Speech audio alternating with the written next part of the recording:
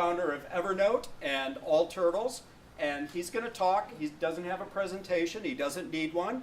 And he'll do some Q&A after. So please, everyone, a big round of applause for Mr. Phil Libin.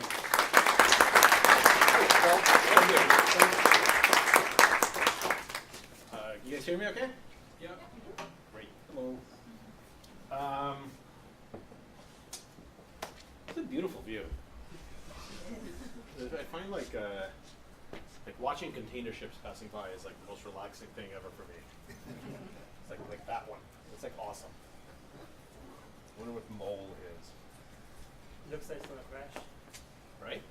I've actually considered, you can like rent like passage on container ships, and it's like pretty cheap because no one wants to do it. But you can get like you basically book yourself like a 6-month trip, and you like just live on a container ship for 6 months or a year, and like have dinner with the crew, and it's probably pretty creepy, but I don't know, maybe one day. Right? If I ever take 6 months off, I'm going to spend it on a container ship. My name's Phil Libin. I want to talk a little bit about just what I've been up to, kind of my entrepreneurial journey. Happy to make this super interactive, so just interrupt me anytime, ask questions. We can do Q&A afterwards, but also in the middle, whatever works. So I'm a programmer originally. I was born in Russia, but moved to the US as refugees in 1979. So a long time ago. I was 8 years old, and my family and I came over as refugees from what was then the Soviet Union. And I grew up mostly in the Bronx, in a pretty bad neighborhood. Although I was very much a computer nerd, so like the gangs wouldn't have me, so I just kind of stayed in my room and was lucky enough to convince my parents to get me like a really early computer and just learn how to program and hacked around on it. And then I started my first company. It was kind of a joke company.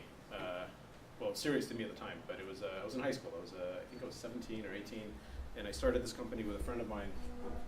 And what we did was we ordered computer parts, PC parts from Taiwan. You can get them like mail order back then, and then we would assemble them and just resell them to local businesses. I forget what we called it. I think we called it Perseus Data Systems because we looked up a name from Dungeons and Dragons, Deities and Demigods book. It was Perseus Data Systems, right? And I sold that company. That was the first company that I sold. I sold it for $500, which was like 500 big ones. I was like pretty happy. It was the first time I ever had $500. And then went to college, went to BU. I dropped out with one class left. Literally, I had 4 credits left, one class, and I don't remember exactly why. I was pretty stupid. But I got into some big argument with the administration, I assume over some kind of bill or something, I don't know. And I got really angry and I just stormed out. So I've never actually graduated, although I might be graduating this May, because they finally let me finish my one class left, so it's possible that I'll actually graduate. What was the class? So I completed all of my requirements. I had any 4 credits. I got all my computer science requirements done. So I basically did a directed study where I wrote a syllabus for them for like an entrepreneurship class or something. So it was you'll see. I still have to submit it. But there's a chance that I'm actually going to be a college graduate soon, which I'm looking forward to. And then right after college, I was working at this company in Boston called ATG, Art Technology Group, which was brilliant. And I had this really important experience. This is maybe one of the first really important lessons that I learned. Before then, I was kind of used to thinking of myself. I was pretty insufferable. I was pretty arrogant. I was kind of used to thinking of myself as one of the smartest people in any given room. And that was just kind of true through high school and college, and I had a few jobs at big companies, and I was always hey, I'm the smart one. And then I got this job at ATG, and I was barely adequate. And I had this experience where the people around me were just so amazing. It was engineers and designers, and it was one of the first kind of internet era companies. And I was clearly barely adequate. I was clearly below average, and I never had that experience before, and it was kind of terrifying at first. I thought man, I don't really understand what's going on. But then I kind of realized that may be the key to happiness, is to always try to be the least interesting person in the room, and I've really tried to kind of optimize my life for that. It was really like my first experience where I felt like I had to push myself because I, had to be good enough to do it. And I really tried to set everything up that way afterwards. So I was there with a couple of college friends of mine, Geach and Brandon, and we decided, we had this experience, we decided to start our own company. So this was my first kind of serious company that we started. We called it Engine 5. There was originally 5 of us, but then 2 chickened out, and we already had the domain name, so we kept Engine 5. But one of the advice that I'm always giving now, and you probably hear from other mentors, is if you're going to start a company, you really should have like a clear idea of what you want to build. And I totally believe that. We had no idea. The idea behind Engine 5 was entirely social. What we were trying to prove was this. We had this experience, and a lot of you probably have this experience. You're sitting at work, especially if you're like a big company or a medium-sized company, you're sitting at your desk and you kind of say, well, I know what I do, and I'm okay, I'm pretty good. Like, I understand what I do at this company, and I'm pretty good at it. And, this guy who sits next to me, like, he seems okay. Like, I know what he does, I understand it. And, and she seems pretty good.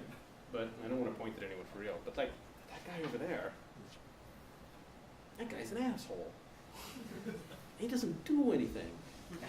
Why is he here? Like, when he showed up to interview, couldn't they tell that he was going to be a useless asshole? Why did they hire him? And like, we never understood. And so we thought, as an experiment, could we start a company? And when someone would show up to interview and they looked like they would be a useless asshole, we wouldn't hire them. We're like, is it possible to do that? Because it's clearly never been done before in like the history of companies. So that was the idea. And this was in 1997. We got really lucky because back then it was really like the first dot-com bubble was really ramping up. We were all programmers, so we could just like show up with computers and start programming, and people would give us money. And so we just did that, and we wound up building some of the first e-commerce sites in the world. We built like the e-commerce site for like Nokia. Nokia is a company that used to make cell phones.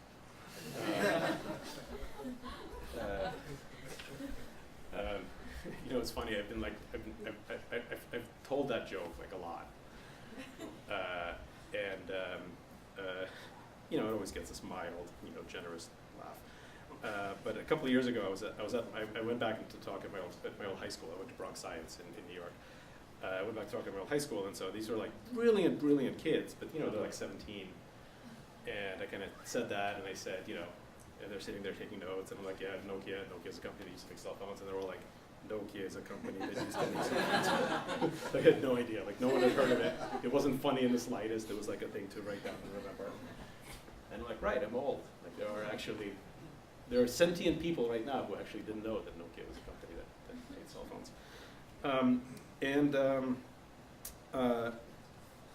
it was successful, like it worked out. We wound up growing to about, I think 18 people maybe 20, and we avoided hiring anyone who was going to be a useless asshole.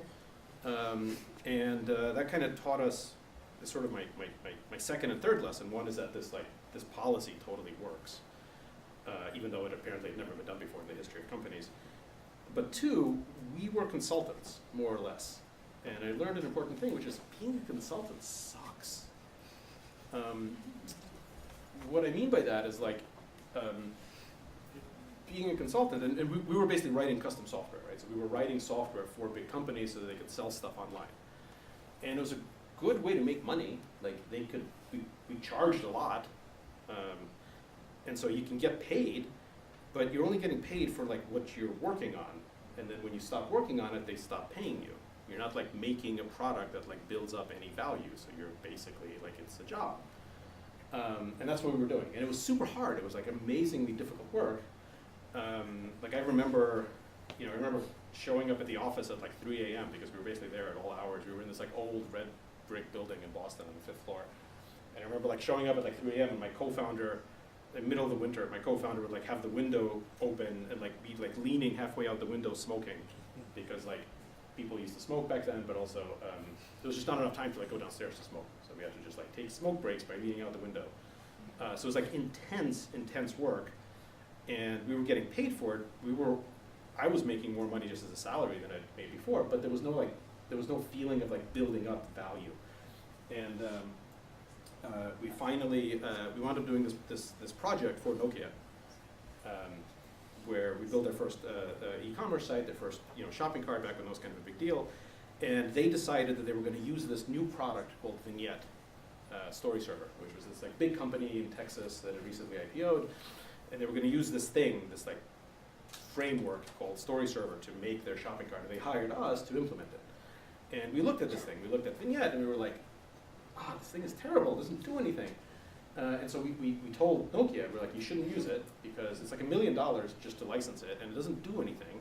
And it's going to take us like double the time to like use it than to not use it. Like you just like start over from scratch and we can build it better. So you shouldn't use it. You should just like let us just do it from scratch. And they said, no, sorry, we have a strategic decision because like our CEO played golf with their CEO or something, and so we have to use it. And so we said, okay, we're going to have to charge you double. And they said, fine, okay. So we built this thing using this product, and it was terrible. I mean, we got it to work, but it was like we suspected, it was much harder than like starting from scratch. And right as the project was wrapping up, like when it was done, we were sitting around kind of having a drink at the office to celebrate we were done.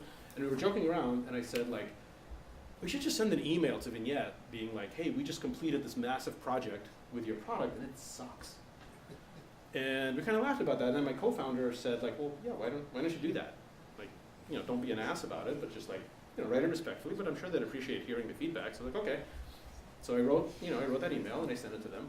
And 2 weeks later, they were in our office negotiating buying the company. Because they basically wrote back and said like, again, I wasn't mean in my email to them, but I did say like we completed this work for Nokia, and it was like a very difficult experience. And they were like, yeah, we know that the product has shortcomings, and we're really happy that you got it to work. And then they basically wanted to acquire us so that we could like improve the product so that it could live up to its potential, because they knew about it and they had like, they were good, they wanted it to work right. So they said, well, would you be interested in selling your company? And we were very interested in selling our company. Because it was exhausting, and we already decided that being consultants sucked, and we were like, yeah, it's time to like cash in on this and like do something else. And so my business co-founder and I wound up flying to Austin. They were headquartered in Austin, we were in Boston, so we flew to Austin to like negotiate. And at this point, we had like my business co-founder, who's the first person we hired, he actually was a business guy, had an MBA, but neither of us had ever like sold a company. We were both kids. Didn't know how it was going to work, so on the flight over, we hadn't discussed price at all. So on the flight over, him and I were trying to figure out like, what are we going to do? And I'm like, dude, how are we going to go about this negotiation? And he said, well, I'm pretty sure that no matter what, like, we shouldn't name a price. Like, we should wait for them to name a price, because if we say a price, that's just going to set, the ceiling. So we should wait for them to do it. And I'm like, okay, good idea. We're definitely not going to name a price. Okay. And like, half hour later, I'm like, so, do you think we should have like a minimum in mind so that if they name a price that's like too low, we just know like what's the minimum? He's like, yeah, I think that's a good idea. We should have a minimum. I said, well, do you think we can get $1 million for it? And he was like, yeah, that seems reasonable, because we had like around $1 million, maybe $2 million of like revenue, but it was consulting, so it was low margin. Like neither of us knew, like we'd ever seen anything like $1 million. So he was like, yeah, I think $1 million is like, that's a good seal. Like, if they offer us less than $1 million, then we definitely walk away. But we shouldn't say that up front. I'm like, okay, $1 million, great. 45 minutes later, I'm like, I think we can get $2 million for it. He's like, yeah, I mean, I guess so, right? They're a big company. Like, does it really matter to them, $1 million or $2 million? So we're like, okay, fine, $2 million, but no less. That's definitely what we're going to expect. We get there. The next day, we go into the conference room, and it's literally like out of a movie. Like they did this thing where we're sitting in this big conference room, this like big table. There's like 2 of us, 2 of them, and they literally are like going to write down a number and like slide a piece of paper over it. Like, I'm not making it up. So they write down a number and they slide it over to me, and I look at it and it says 25 million. And I was like, we can't really go this slow.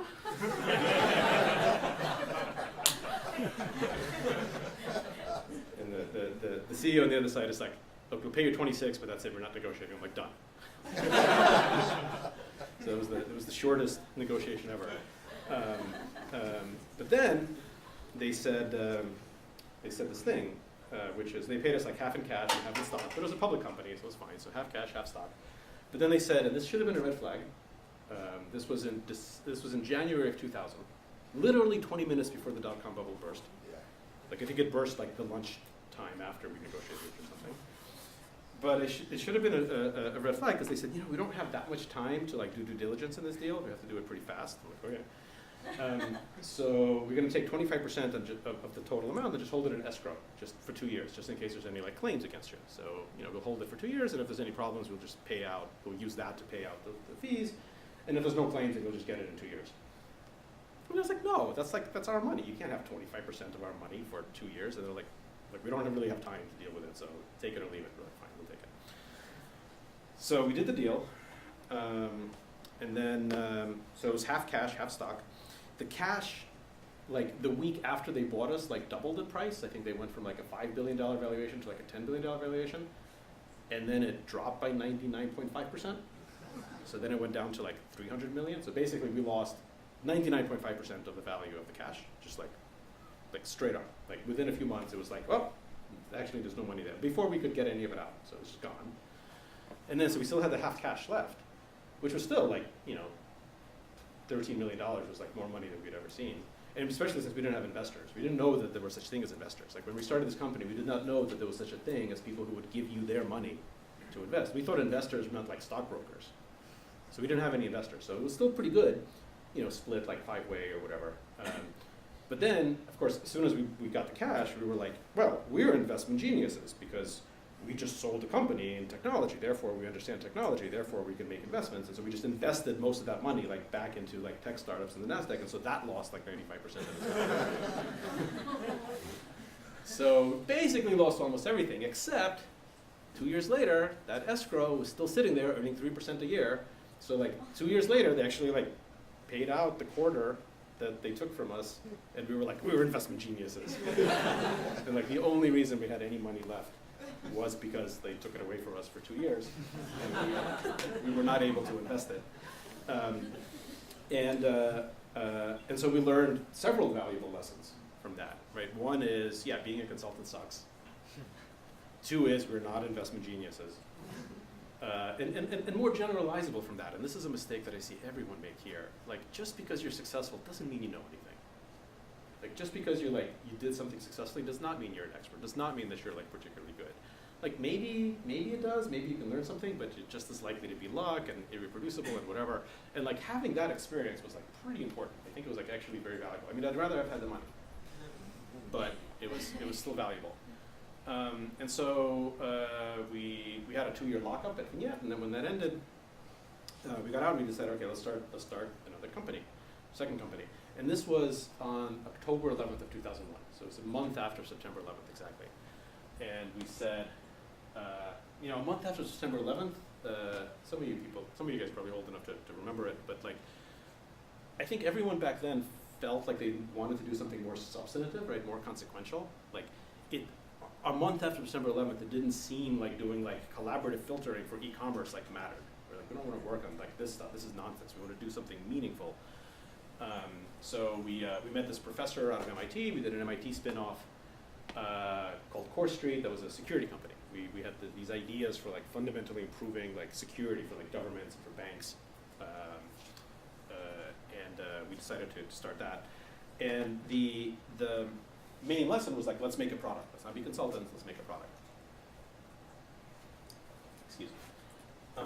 So we did. So we started this company. By then we had heard of VCs. So we actually took investor money.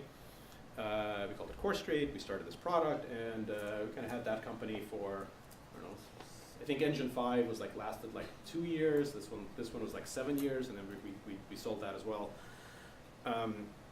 But it was another interesting lesson, which is, if you think about Vignette, our customers were like e-commerce companies or retailers. And at Core Street, our customer was like banks and governments. And what I realized was like, we had to keep, like I had to wake up every morning thinking about like, what does the customer want, right? What does Nokia want? Or like, what does the Pentagon want when we were selling to the Pentagon? What does this giant bank want? I think Citibank was actually one of our customers at Core Street. What does Citibank want? And then I just realized after like 7 years of that, like I just don't care. I don't care what Citibank wants. I don't want to stop thinking about this. I'm just like, I started getting this allergic reaction to like thinking about the customer. You know, the customer's always right, always think about the customer, put the customer first. I'm like, oh my God, so tedious. Like, can we, and so we again had an opportunity to sell that company and did it, and then got together again, mostly the same team, You know, it had grown in. We still had the no assholes policy, although like I had been grandfathered in by then, but nobody knew. And we said, okay, let's make our third company, and let's apply the lessons. You know, the lessons from all the previous ones. You know, yeah, we want to make a product. We want to be consultants. We want to have good culture. We don't know anything. Like, we're not experts. Just because we succeeded once or just because we succeeded twice doesn't actually make us experts about anything. Let's make a third company, but let's this time make a product for us, where we are the customer. Let's stop caring about what the customer wants, and let's say we're only going to make a product for us, so we only care about what we want.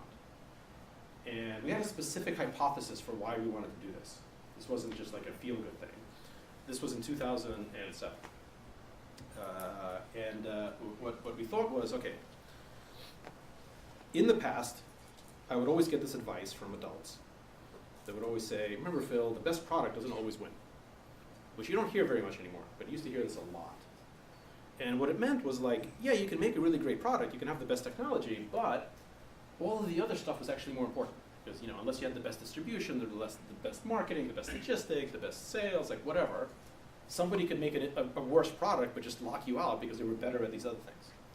And our hypothesis in 2007 was all of that stuff matters a lot less because of social media, because of like online distribution. Like, if we make a really great product, everyone's going to talk about it, everyone's going to be able to get it. So like the friction of all that other stuff is less important. So we thought our best shot of succeeding is to actually just make a great product. So how are we going to make a great product? And we thought, well, okay, you know, it takes like 10,000 iterations of anything to be really great. Like, this is like the standard, you know, 10,000 hours to mastery, whatever. You know, it takes like a lot of iterations. Let's just say it takes 10,000 iterations to like really refine something so that it's like perfect, that it's really, really good.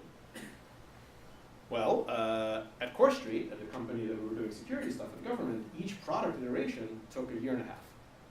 Because we would like make a product, and then we would like deliver it to the Pentagon, and then we would like wait 9 months to get like formal feedback, and then we would have to like have a process to like something, and then we would like make another product, and it'd be like a year and a half between we could like iterate. So if you need 10,000 of those, and it takes you a year and a half to do each one, that's like 15,000 years, like longer than I wanted to spend with that company. But we thought, if we make a product for us, and we're honest about the feedback, maybe we can iterate every 20 minutes. Maybe we can like make a change and then just be like, is this better or is it worse? And again, like, that's not trivial, because you have to be honest with yourself, you have to set up the system. So we thought, if we make it for ourselves, we can get through the iterations faster. And so we said, okay, let's make something for us, let's make something that we love, so that we can iterate faster, so that we can have a better product, because having a better product is more important than any of the other stuff because of the way the world is now becoming structured. So all that was left to do was to figure out, okay, well, what do we love that we can make for ourselves? So we had a meeting. I remember this meeting. We sat around, and I said, I love video games. Maybe we should make a video game. And then kind of said, well, but I already have a stack of games sitting on my desk. Back then, games still mostly came on CDs. You know, I already have a stack of games on my desk that I don't have time to play. There's already a lot of great games in the world. Maybe the world doesn't need more games. Okay, what else do we like? One of my co-founders said, oh, you know, some of this new like social networking stuff actually is really good. Maybe we should make a social networking site. And I was like, yeah, but there's already MySpace, and no one can beat MySpace, so I think we're too late for that, so we probably shouldn't do that. And then somebody else said, well, you know, like, I want to feel productive. Like, I like using like life hacking, productivity, but productivity tools in 2007 like haven't changed in 30 years. It was like Microsoft Office, you know, Lotus 123 or Notes or whatever. They all felt old. None of them worked on these new generation of like smartphones. We're like, why don't we make the new definition of what productivity means? Like, why don't we make redefine what it means for like a product to make you productive that's relevant in 2007, 2008. That was kind of the genesis behind Evernote. We're like, yeah, that feels right. Let's do that. So we started this. We started working on it. We originally called it Libin, like you tie a ribbon around your finger to remember. And then within a couple of months, I was introduced to this other guy. We were in Boston. I was introduced to this other guy in California, a guy named Stepan Pachikov, who was this brilliant Russian-American entrepreneur, scientist guy. And he had a team of people here that was like very similar vision. They were working on it as well. We met and we decided to merge the two teams rather than competing. We merged the two teams. We basically recreated this new entity that we called Evernote in 2008. From kind of the stuff, the team, the product that he had, and the people that I had. Most of my team moved to California. I became the CEO of it. We kind of relaunched it as as the new Evernote in 2008, and that hypothesis worked pretty well. The idea that we were making it for ourselves worked great at first, for the first few years. It was really like cheating. It was really like having a shortcut. We did zero market validation. None. Never. Never did it. Never did user interviews. Never did customer interviews. Never did any of that stuff. We're making it for us. Like user validation is like, I think about what I want, and then that's what we build, and sometimes we like talk about it with the team, and we go drinking, and if we like it, we build it, and if we don't like it, we don't build it, and we don't care what anyone else thinks, and we don't waste time talking to anyone else. Like, that was like the radical approach. So we literally, like the first time we did user interviews, user testing was probably 5 years in, like after we had hundreds of millions of users. And so it worked great. It really was a shortcut. But it also had a lot of problems, which we then had to deal with later, because if you're making something for yourself, well, I mean, the first problem that we ran into was at some point we literally weren't making it for ourselves because we were all Evernote power users. So we realized that like, oh, all we've ever done in the past year is like make features for power users, but like that's not a way to get anyone new using it. So the very first thing we have to do is be like, okay, it's not literally for us, it's for people like us, but maybe they don't know what Evernote is, so we have to like think about it that way. But then of course, like that's just the tip of the iceberg. Then we have to say, well, like, okay, who's working here? Oh, it's all people who look like us. So we're trying to make a product for the whole world, but it's like it's a bunch of middle-aged white guys making it for the most part. How do we force ourselves to be different? So we actually started opening up a lot of offices internationally. We started like hiring as diverse a group of people as we could. We did an okay job with that, but not nearly as good as we should have. And we tried to get many more like users in there and started talking to people, what do they want it to be. And so like while building something for us was a great shortcut to getting started, it was actually like it set up significant problems that we then had to overcome in years 4, 5, 6, 7, 8, 9. But for the first few years it was great. And I think like it's interesting to think about like, should you do that? Like that's not what we're doing right now. Like my current company, All Turtles, we're explicitly not making things for ourselves. But now we kind of know how to do that. That takes like extra discipline and like extra work. If it was my first startup, I'd probably be only making stuff, for myself. There's lots of good Evernote stories. I mean, we were raising money in 2008 at the worst time in the financial markets. We had, and it was also super complicated because of the unconventional start, right? Because the fact that we like put two teams together basically made us unfundable. Because like VCs, especially here, like they don't want anything different. Like unless you're like a by the book, seed round, A rounds, and co-founders, like they're not going to bother like understanding this like weird structure until there's like enough traction where it makes it worth their time to understand the structure. So we basically rendered ourselves unfundable for like a year and a half. We funded a lot of it ourselves through friends and family. But finally, we like worked it all out, and then we finally got a term sheet. We already had like a lot of people. We had 30 some people already by then. And we finally got a $10 million term sheet. We were like, great. And then we were in due diligence for 6 months because of the complicated structure. So it took us 6 months to work everything out. But then on the day it was supposed to close, $10 million term sheet, our first like major round, on the day it was supposed to close was the day that Libin Brothers fell apart. On the closing day, the investors were like, we just lost 60% of our fund value, we're backing out. And we have 3 weeks of cash flow from that. So I spent the next week just like calling everyone, sending emails. If any of you guys remember being here back during those weeks, like no one was taking any investor calls. Like Sequoia had just sent out their RIP Good Times memo. Everyone was like, there's never going to be more investment in the universe. No one would return my calls. No one would answer my emails. Spent a week doing it, and then a week later, like I was sitting, basically as I remember, it was 3 a.m. And I decided, okay, I have to shut down the company. Because we only have 2 weeks left of cash, and you gotta like pay the bills and stuff.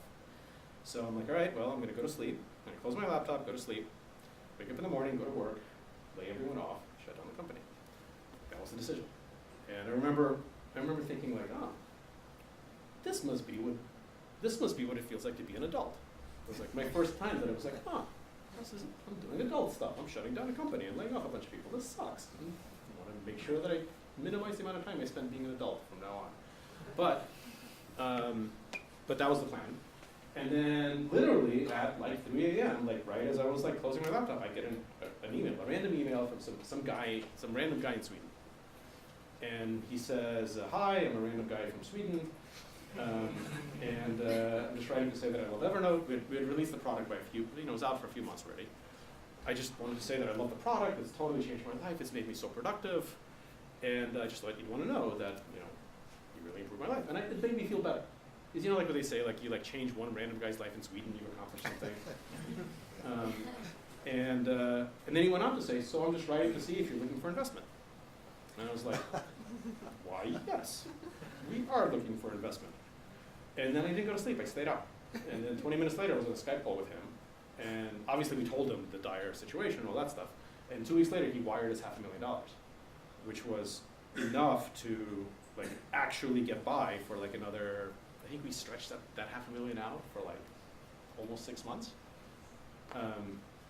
which was enough because by then like some of the worst panic had subsided, and more importantly, then we had enough traction. We actually had like 9 months of data, and we figured out a way to like explain that data in a way that like popped. And I've actually given, if you like Google some of my earlier like FI talks from years and years ago, I like had all sorts of presentations about how we actually did it.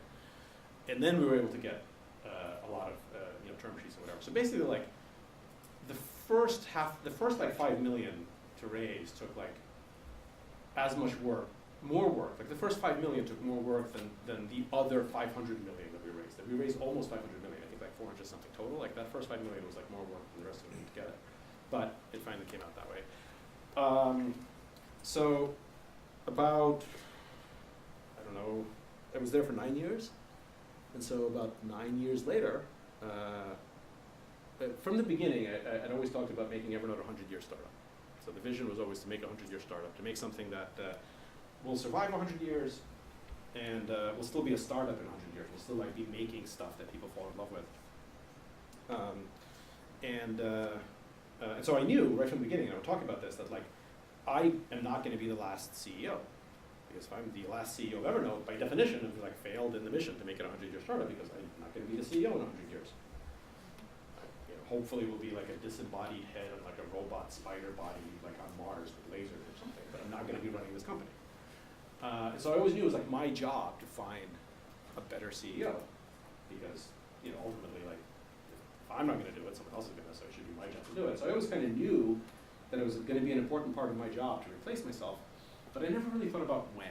Like I would say this a lot, but I'd be like, do I mean in 6 months? Do I mean in 20 years? Like, I don't know. Like it wasn't real. But then about 8 years later, we were about 450 people, kind of coming up on 500 people, and I realized that like, I'm just not enjoying it. And it was, the tipping point for me came somewhere probably around 200 people, which was like the size where I no longer knew who everyone was. And it was just like very different. Like it was very different, like getting in an elevator with someone, and I know they work for me, I don't know who they are, and they're like kind of nervous to be in an elevator with me, and it was just like that stuff just got so weird. Like I didn't know exactly how to handle it. And also like I realized that I'm just not very good as a CEO at that stage. And it made me think a lot about what makes a good CEO and what's appropriate for different stages. But I kind of realized that like I just wasn't enjoying it, and so I was at a party or something, or a picnic, and I remember just sitting down at a table with Nick Woodman, who's the founder of GoPro, and we hadn't seen each other in like a year or something. He's like, "Hey, Phil, like, how you doing? Are you still having fun?" And I was like, honestly, Nick, like I don't know, like it still feels like satisfying, and we were doing important stuff, but it's not really fun. And he gave me like the best advice I got. He's like, "Oh, like you are at a point in your life where you should not do anything that you're not having fun at, because if you're not having fun at it, it means you suck at it. And like your company deserves someone who doesn't suck at it. Like you are like like the company's successful enough where like you can actually hire someone who's going to be great, and like it's your obligation. Like don't do anything that you're not enjoying, because if you're not enjoying it, it means you haven't mastered it. And usually like you don't have a choice.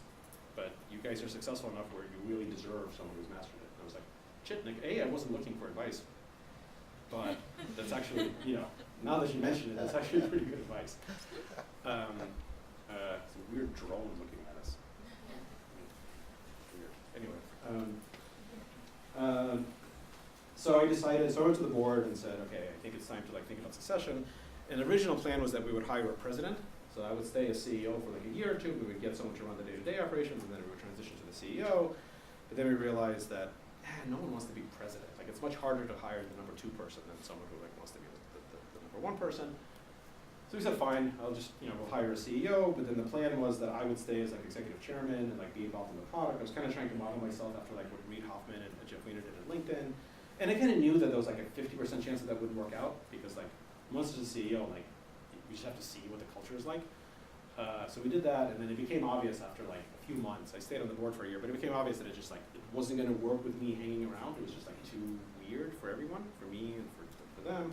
So I basically had to completely disengage from Evernote, which was super emotionally unpleasant. It's not what I wanted. I mean, I was prepared for it. I knew that it was a chance that it would happen, but it was difficult. It was very unpleasant because this has been for 9 years. This was by far the most important thing in my life. This was my primary identification. And then I just had to pull back completely. But intellectually, it was easy to see that was the right decision. And as a shareholder, as an investor, all of that. But emotionally, it was difficult. And that was another. And sorry to be so trite about tying you. They told me I had to tell you about lessons. So I'm pretending that I've learned lessons. So I learned an important lesson in that, which is actually maybe the most important lesson that's really helped me being a CEO now. Which I think, I was always confused about this before, and I kind of think most people are confused about this. I think most people, when they think that something is a difficult decision, they're conflating 2 things. They're conflating decisions that are difficult to know what the right answer is, with decisions that are unpleasant. And I think the vast majority of the time, I've realized when I have that thought, I'm oh, this is a hard decision. Now what I do is, as soon as I think that, I'm okay, hard, difficult, I don't know what the right answer is, or hard, I know what the right answer is, it's just really unpleasant. And 90% of the time, for me, it's the latter. It's just unpleasant, but I know what the right answer is. And of course, the whole point is, as soon as I've realized that those 2 are separate things, it doesn't matter how pleasant or unpleasant it is, because it's never gonna get more pleasant, you just take the right action once you know that. And me leaving Evernote was that was what taught that to me, because it was obviously the right decision, it was just unpleasant, and of course I should just do it and be happy about it. And I've applied that thinking a lot ever since.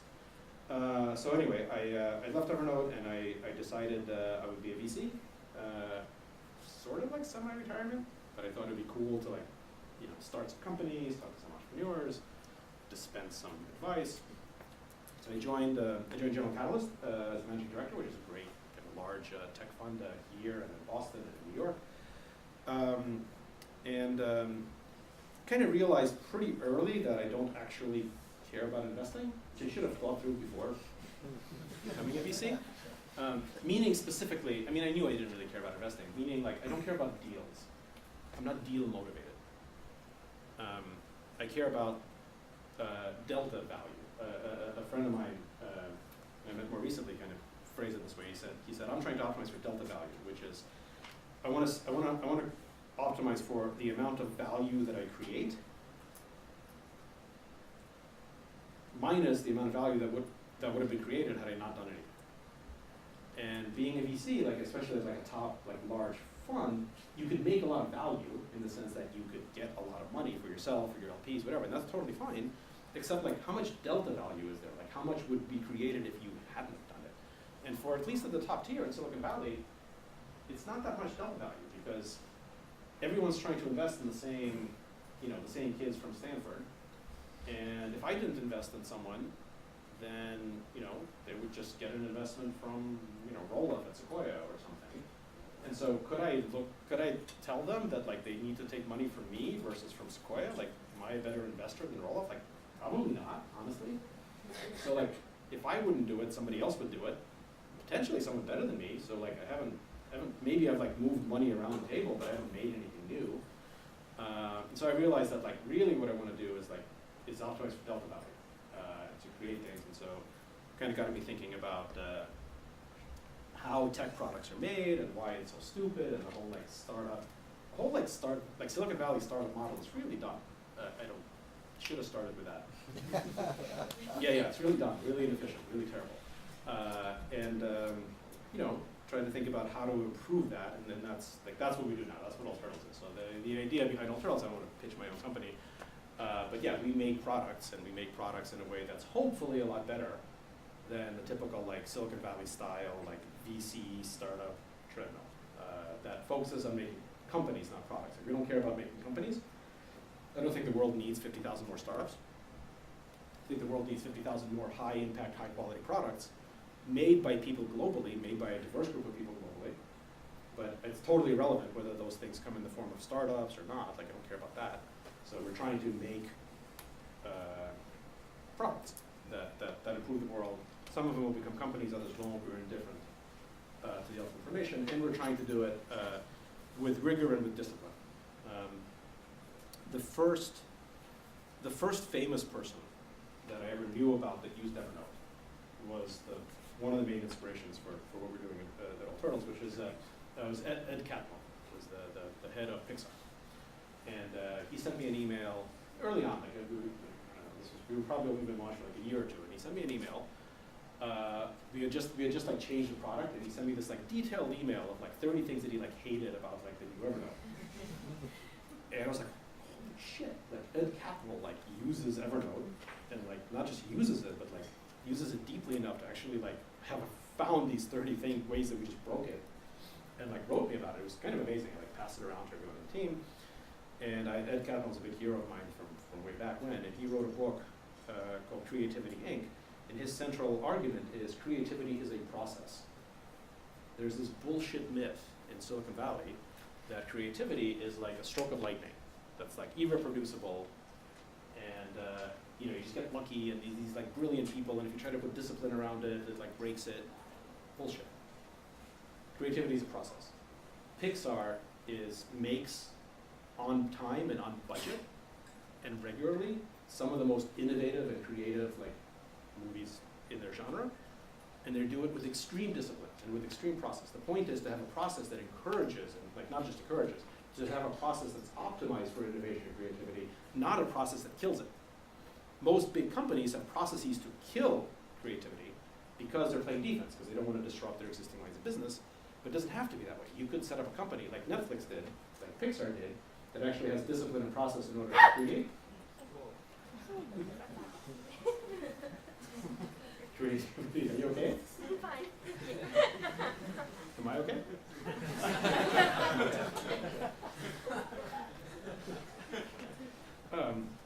And if we do that, we can make products hopefully better. So that's kind of the short version of that. And we do it globally. So we operate here in San Francisco, in Tokyo, and Paris, because I think brilliant people are super rare, but they are evenly distributed throughout the world. And they shouldn't have more opportunities to like use their brilliance that they happen to like. They're like really brilliant people. They're like really rare mushrooms. Like they sprout out randomly, and if they happen to like sprout out like at Stanford, then they get like cared for and, you know, fertilized. And if they sprout out like anywhere else that people don't know what they are, and they're going to get stepped on. So like we want to have all the brilliant people wherever they are in the world be able to make important products. So that's what we're doing. So that is a very long version of my story. I noticed no one interrupted me with questions, which I hope doesn't mean you're all bored. But yeah, I'm happy to take questions now and talk about whatever you guys want. Yeah, please. Can somebody else be in charge of calling on people? Yeah, I'll take care of that.